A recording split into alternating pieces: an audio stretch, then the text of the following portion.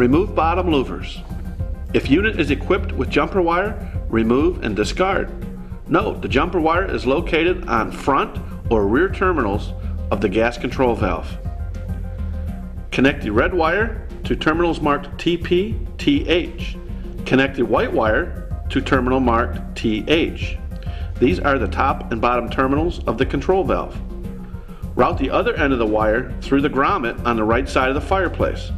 Continue routing wire to wall switch location using no more than 15 feet of 18 gauge wire.